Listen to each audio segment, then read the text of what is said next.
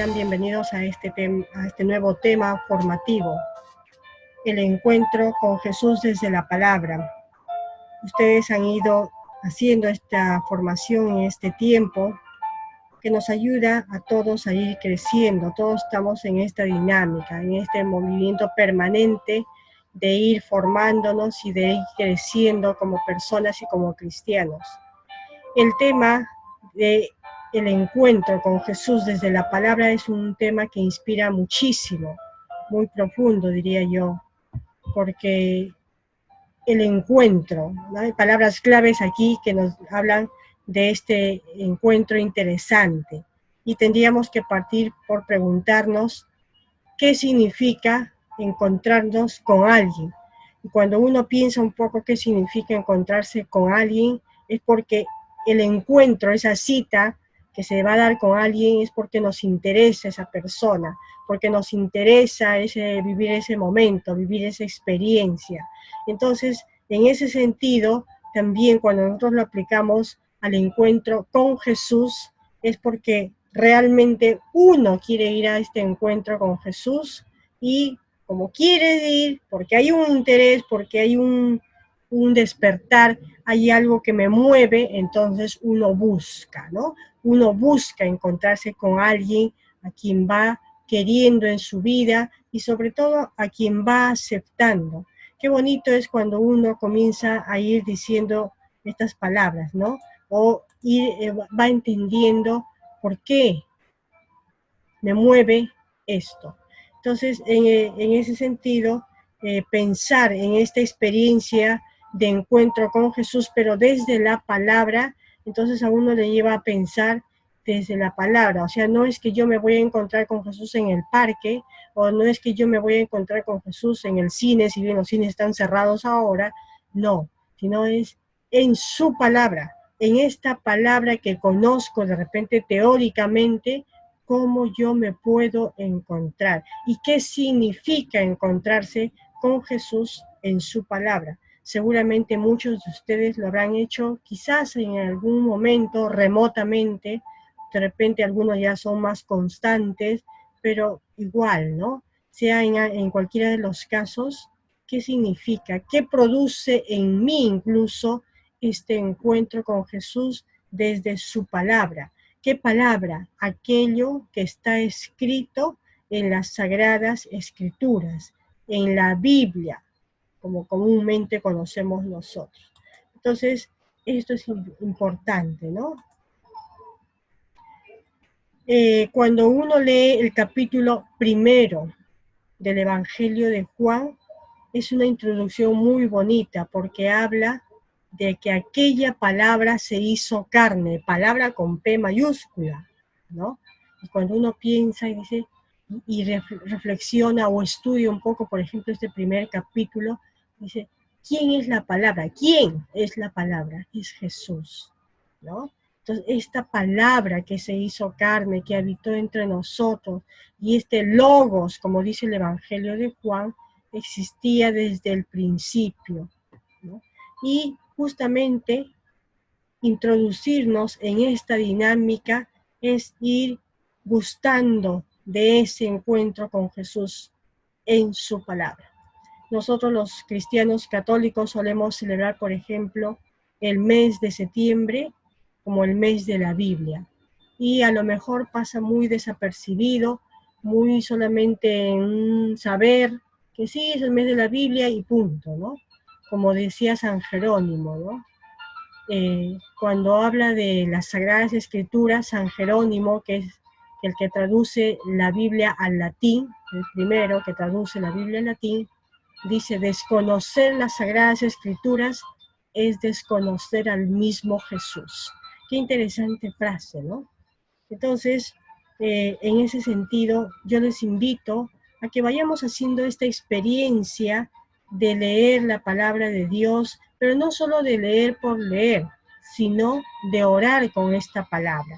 Y en ese sentido, en nuestra Iglesia Católica ya desde muchos años, más o menos desde el siglo VIII, los monjes benedictinos, en este caso, fueron creando un método, una manera de encontrarse con Dios, con Jesús desde la palabra, ¿no? Este método se llama Lectio Divina. Como yo la Lectio Divina, ¿no?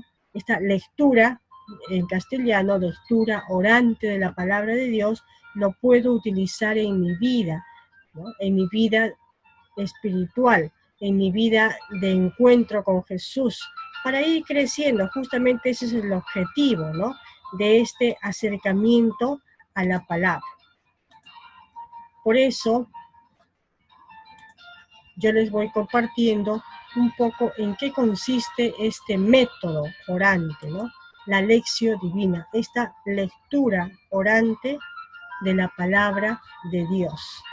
Este método orante de la palabra de Dios me invita a ir primero creando ese clima, ese ambiente para encontrarme con este Dios, ¿no? Y entonces es por eso propicio que el espacio físico también lo vayamos adecuando, ¿no? Sea que lo hagamos de manera individual o de manera familiar, quizás con la familia, o de repente también con un grupo de amigos, de amigas, ¿no? Ahora que todo lo vamos haciendo en la virtualidad, podemos también igual, ¿no? Buscar este espacio de encuentro con Jesús desde su palabra. Entonces, algo importante aquí es que, por ejemplo, cuando yo utilizo este método, debo de invocar al Espíritu Santo. Ustedes dirán, ¿pero para qué? ¿Por qué no de frente ya hago oración con la palabra? Este método particularmente, al invocar al Espíritu Santo, hace que este Espíritu efectivamente habite en mí, vaya serenando en mi espíritu, lo vaya calmando, sosegando, y me vaya creando esa disposición interior que se necesita para luego acoger la palabra y todo lo que la palabra hace en el corazón de la persona, ¿no? Por eso es importante esta invocación al Espíritu Santo que prepara ese terreno. Después de la invocación al Espíritu Santo, miren qué otro paso sigue, ¿no? Este otro paso de proclamar la lectura, de proclamar la palabra. Entonces ustedes mismos podrán ver en la diapositiva que hay una lectura de ejemplo justamente refiriéndonos a lo que había comentado hace un momento de el primer capítulo del Evangelio de Juan, cuando habla que la palabra estaba junto a Dios, palabra con mayúscula, y la palabra era Dios, existía desde el principio, todo existió por medio de ella, ¿no? Entonces, sin ella nada existió, o nada existiría. En ella estaba la vida, y la vida era la luz de los hombres. La luz brilló en las tinieblas. Miren qué bonito, por ejemplo, esta proclamación. Pero cuando hablamos de este siguiente paso en este método de proclamar la palabra, hay que proclamarlo con voz fuerte, clara. ¿Para qué? Para que la palabra verdaderamente cale, entre en el corazón de quienes participamos de este estilo de oración, ¿no? Entonces, por eso es importante esa buena voz en la proclamación de la palabra, dado que la lectura de la palabra no es una lectura cualquiera, ¿no? De pronto de un libro X, no, es la palabra, es lo que Dios ha revelado en ese sentido, ¿no? Después de la proclamación de la palabra viene, ¿no es cierto? Viene esta otra parte de este método orante. ¿Qué dice el texto? Esta palabra que se ha proclamado, ¿qué dice? ¿Cuáles son, por ejemplo, las palabras, frases, actitudes que atraen tu atención, ¿no? Tu interés de los personajes? Por ejemplo, cuando hay personajes muy resaltantes, ¿no? o cuando hay actitudes que resaltan más, o cuando hay frases como este Evangelio de Juan en el capítulo 1. ¿Qué frases son, por ejemplo, de tu interés? ¿Por qué? ¿Por qué la palabra existía desde siempre? ¿Por qué la palabra estuvo? ¿No? Y ¿por qué es luz frente a la oscuridad, frente a las tinieblas? Miren, interesante, ¿no es cierto? Regresar sobre el texto, ¿no? Leer así con ese análisis, digamos así, con esa capacidad de análisis, ¿por qué se escribió de esta manera? ¿Por qué intervienen estos personajes? ¿O por qué se dice estas frases o estas palabras, ¿no? Después de este paso, ¿qué dice el texto? Cuando uno regresa, nos vamos al siguiente paso, que es la meditación. Entonces, hasta el anterior paso, miren, invocación al Espíritu Santo, proclamación de la palabra. ¿Qué dice el texto? Uno, ¿no es cierto? Uno está escuchando a Dios.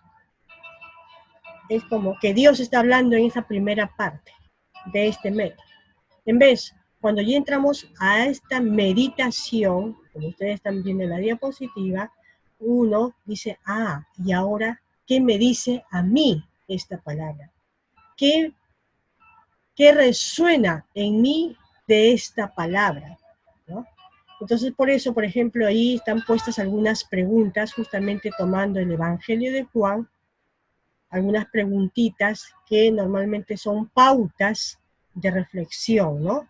Para entrar en esta dinámica. ¿Qué me dice la palabra? Por ejemplo, reconozco en Jesús la ayuda que necesito para crecer personal y espiritualmente, acojo su luz verdadera, lo acepto, lo recibo. Se da cuenta, son preguntitas que realmente a uno le hacen caminar en esto, ¿no? ¿Qué me está diciendo a mí, a título personal? No, ¿qué nos dice a todos? No, a mí, ¿qué me dice? El siguiente paso es la oración. Hasta el anterior, repito, estamos dejando que Dios hable a la persona, me hable a mí. Ahora, ¿qué le digo yo? Este es muy bonito, ¿no? Ahora me toca responder. ¿Qué le digo yo a Dios? ¿Qué le digo yo a Jesús, que me habla a través de su palabra? Y uno puede entrar verdaderamente en un momento aún más profundo del que ya estamos para dejarse encontrar primero por este Jesús, por este Dios, y uno pueda responder. Lo importante es la actitud de disposición, esa actitud de apertura. Y el paso final de esta metodología ya es la contemplación-acción, es decir, ¿a qué me compromete esta oración con la palabra? ¿A qué me invita esta oración con la palabra? Y entonces ya viene, ¿no?, esta parte de la acción. Por eso dice contemplación-acción. Ahora, ¿qué voy a hacer a partir de este mensaje de la palabra en mi vida? Entonces, fíjense ustedes qué bonito es cuando uno hace este encuentro con Jesús desde la palabra. La palabra verdaderamente transforma, la palabra verdaderamente cambia, pero en la medida que nosotros tengamos la disposición para escuchar, para acoger, para aceptar, para vivir y para comprometerme a partir de esta palabra que ha sido proclamada, acogida, anunciada incluso diríamos, ¿no es cierto?, y que va entrando en este corazón. Estamos viviendo un tiempo todavía fuerte a nivel mundial, a nivel de nuestro país por esta pandemia, y quizás este encuentro con Jesús desde su palabra también sea para nosotros una ayuda espiritual frente a ese grito de repente de dolor, de sufrimiento, de angustia, de preocupación, incluso de estrés que estamos pasando todos, ¿no? Les auguro verdaderamente, queridos animadores, sobre todo de nuestros oratorios, que podamos crecer en este encuentro con Jesús desde su palabra. Hasta otra oportunidad.